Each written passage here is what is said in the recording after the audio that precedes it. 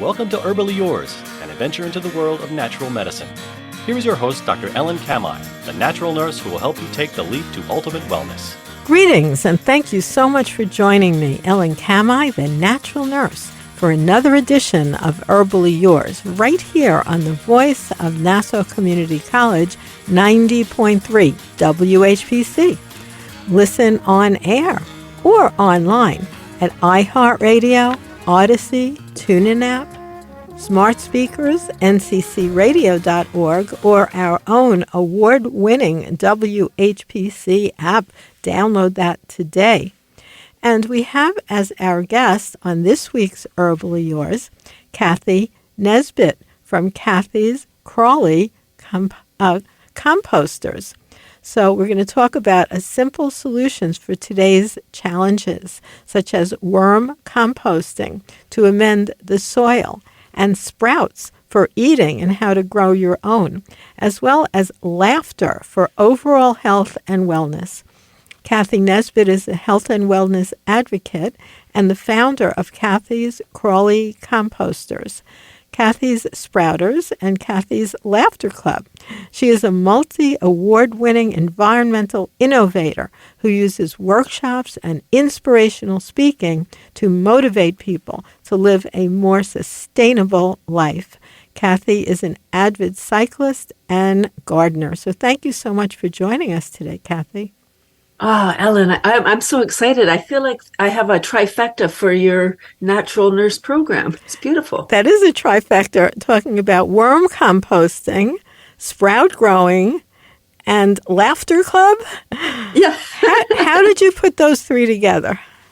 Well, it started with the worms. I'm located in just north of Toronto in Canada, and our landfill closed in 2002. And although we're a pretty large country, we started to export our garbage to the United States. 1,000 trucks a week, can you imagine? And I had a solution for at least the wet waste, indoor composting with worms. And I set forth.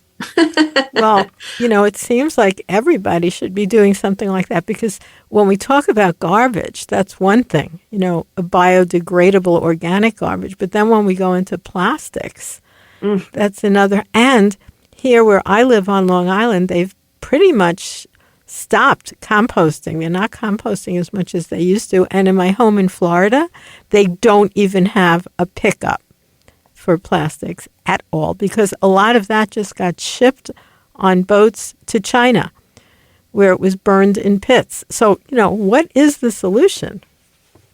I don't know about the plastics and stuff. I'm tackling the organic matter. Well, that's a good place to start. When we compost, we take the stink out of garbage. So it's much more manageable to, we're not attracting rodents and bugs and stuff when we take the food waste out. Well, I was just going to say, what kind of system did you put together in terms of the composting? Well, it's any container. For the do-it-yourselfers, it really is a simple way. You get a Rubbermaid container or some container. You need a carbon-nitrogen mix. The carbon is your shredded paper. If you live in an apartment, you don't have leaves. Could be leaves, straw, cardboard, drink trays. And the nitrogen is your food scraps, coffee grounds, tea bags. If you have a rabbit or guinea pigs, you could use the shavings and the manure of those animals, your vegetarian animals. And you add all this material in, add your worms in. They're special worms, red wigglers. They eat about half their weight per day in food scraps. So if you had, say, a pound of worms, 3 to 4 pounds of food waste per week. They reduce the volume by 80%, creating wonderful black gold so we can grow more nutrient-rich plants and food. That's a really interesting topic. How I did that in a little bit of a larger way is I had rabbits at my house in Arizona. We actually had an inside building. I'm not talking about a few pet rabbits. I had 120 rabbits, and they were in this building around the perimeter. And then we fed the rabbits. Then when they went to the bathroom, there's little teeny pellets that do not have to be Like, you don't need time to age them like you do, let's say, with manure from chickens. It can be used directly. And we got those same worms that you're talking about, which, by the way, Arizona is very deficient in worms. So we got those red worms and put them in the rabbit manure, which really broke it down very quickly into very black soil. And then we had quite a number of products to sell, including the worms, including the rabbits, and including what we grew, which were cannabis plants at the time. And this was in the late 60s.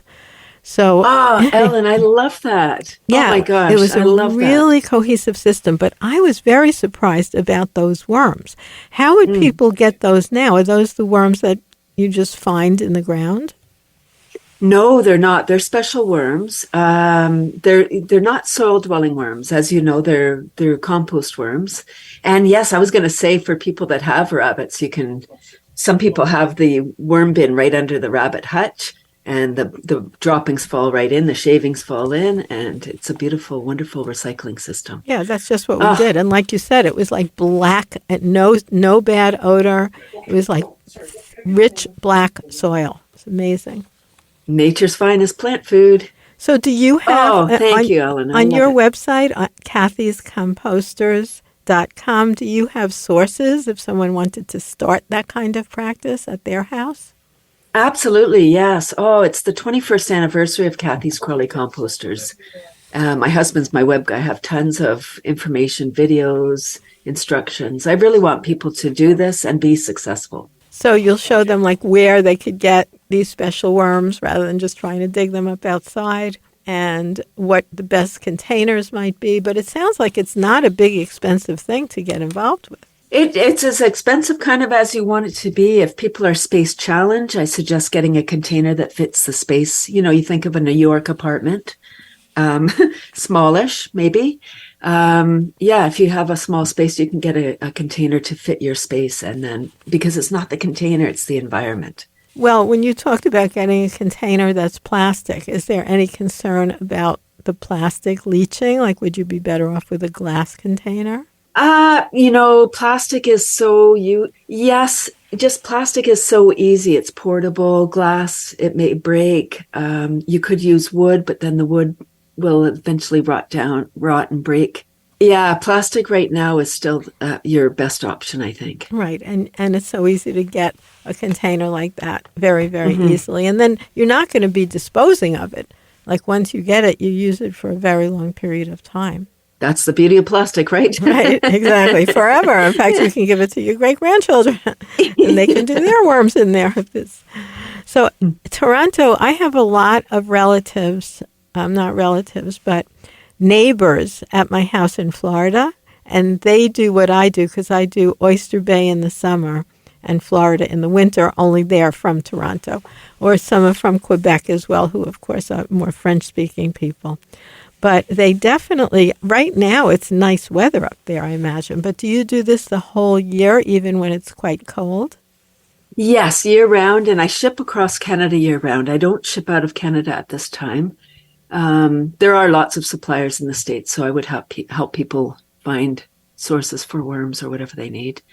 It's year-round because it's indoor, so we grow the worms indoors. And you said that even in a small apartment, that someone could do that. Yes, right. It's aerobic process, meaning with oxygen. So it's not going to smell like your rotting food or manures. It's going to smell maybe like the forest floor. So every night when people eat, they would like scrape this off into the bin where the worms were already? I do suggest having a separate collection bucket to allow the scraps to start to decompose. Any juice that's released, you can pour that off, which allows you to add more material into your worm bin. So it sounds like you said this is not something you're just starting up. What motivated you to start doing this for yourself back 20 years ago? Well, just that, I moved out of Toronto to a small town, and I couldn't wait to start gardening and composting. And then a teacher asked me to look after her worm bin for the summer. This was 93, and asked me to have worms in my house. I didn't want to. I was kind of afraid of worms. But I knew the value of the worm compost. And I think that we should try things for ourselves. Often people will say, oh, you're not going to like that. Good. Thanks for saving me the time. But I took on the challenge. It was a bit of a disaster because I didn't bury the food. It was a great science experiment. I had a house full of fruit flies, and I kept the worms alive for the summer. I did end up getting the black gold because fruit flies don't cause any harm for humans. They're just annoying. They just bug us because we called them bugs. But they're decomposers, so they coexist quite nicely with the worms. And I knew that, okay, I'm not going to do this again. That's what I thought. And I got my psych degree in 2000, got a job at a group home. And they asked, I thought they should compost because they didn't. They had 10 homes and a farm and they didn't compost. When I questioned them about composting, they said, we don't need the fertilizer because we have cows. So they were using the cow manure for fertilizer. And I thought, oh my gosh, people don't connect what they do. Here they are creating all of this food waste over here and then throwing it away over, spending all this money over here to get rid of it instead of managing it on site. And it was a home with special needs folks, and they have a vocational program. So I thought, what a great way to engage some of the clients. Well, I'm looking at your website right now, Cathy's Crawly Composters, and it's all with C's. Cathy with the C, Crawly with the C, and Composters with a C. And what a nice website. You have worms flying by, and it's interesting because we're going to be talking about laughter too, but the whole essence of your website, immediately makes someone smile. Thank you. Mission accomplished. So you like bringing in that concept of, perhaps working with worms for those people who want to. And you're talking about really interesting way that you're putting it, small at-home composting. Not that you have to have a big garbage can and turn it with a shovel, like a lot of people do here in the suburbs, that it's really something that can be done very, very small scale, even for your house plants.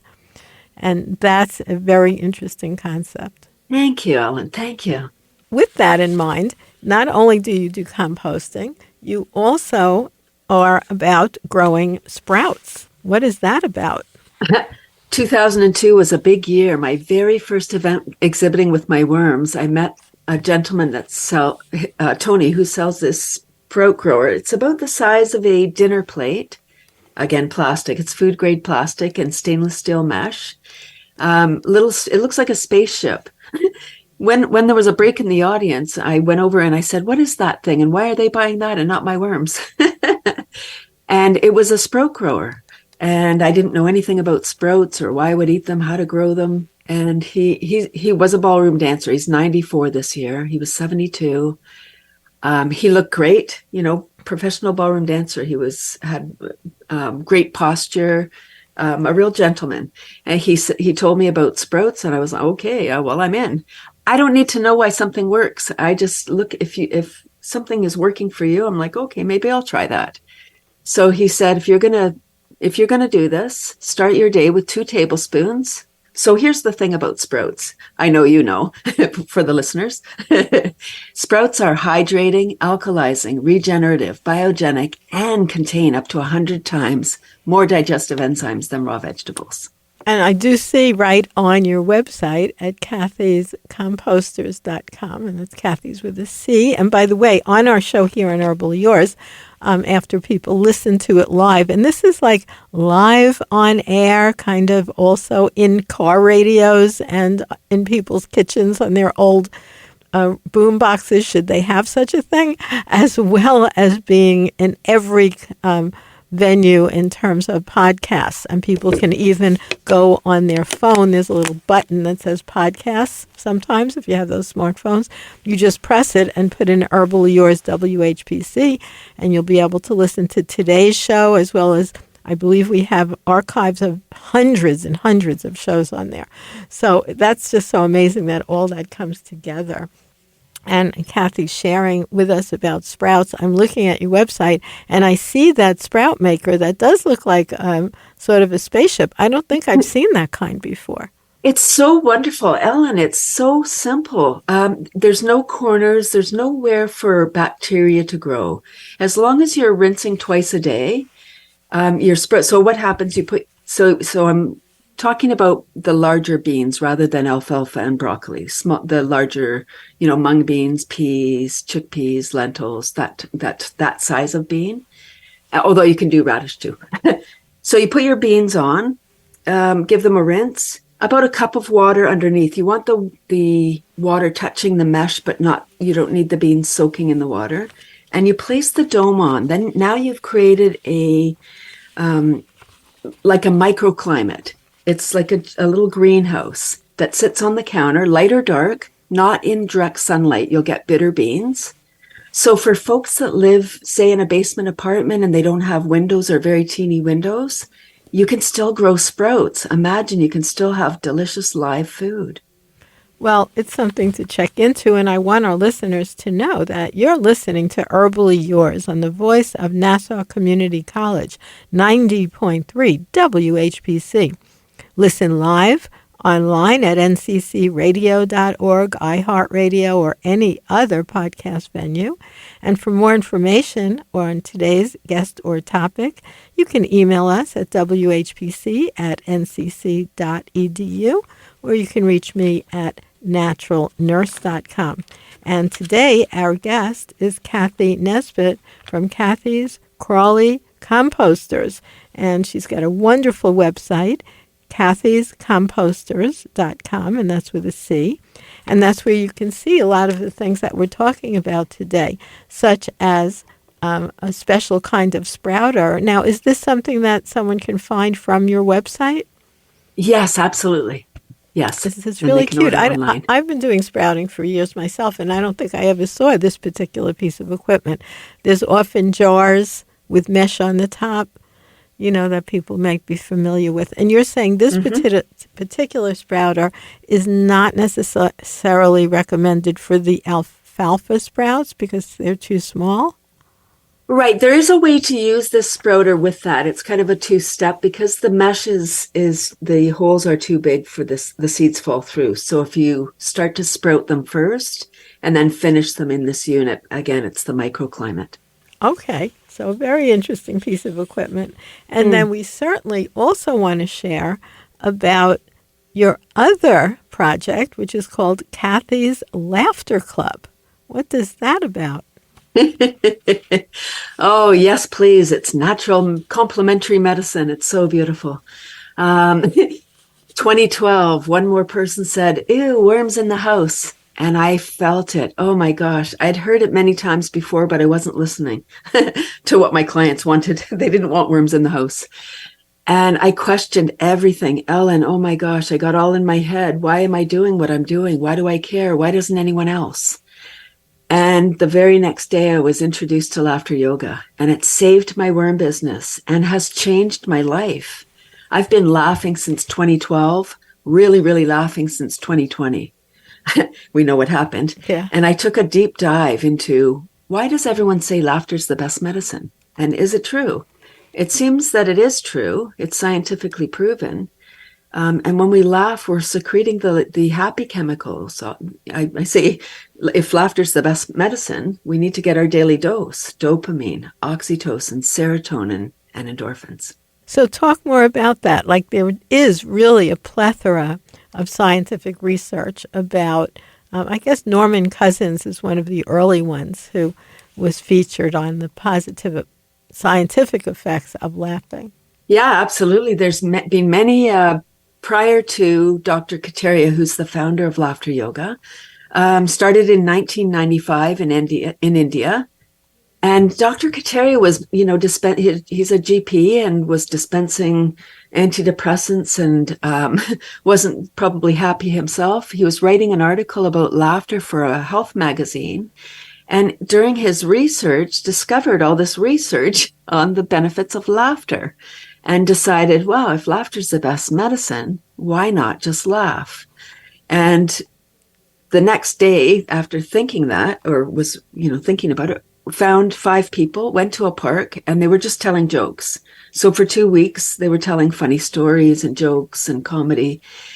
And then the joke started to become off color, about somebody, not funny anymore, not funny for the people the joke is about.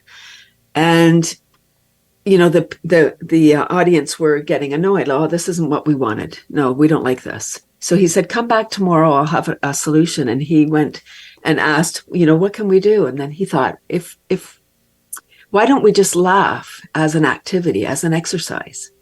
And so laughter yoga was born.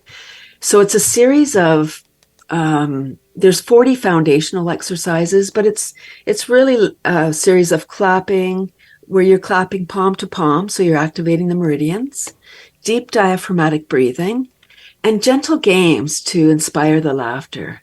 And it's contagious. You're making eye contact, contagious in a good way, that is. So the body doesn't know the difference between real and simulated laughter. The mind does. The mind's the thinker. Your ego will be saying, stop it. You look ridiculous. Anything new may be awkward. And the body is secreting those love drugs. Pew, pew, pew. Oh, keep going. Feels great. So it's basically something where you initiate laughter even if you're doing it like purposefully. Correct. Because it eventually turns into real laughter. And actually, it doesn't matter if you're just playing or not. If you're just saying, ha, ha, ha, ha, ha. Because your brain thinks, oh, I must be happy. I'm smiling and giggling. And so I must be happy, therefore. So when you talk about the years, like you started this before, and then you mentioned that it became even a bigger deal with COVID.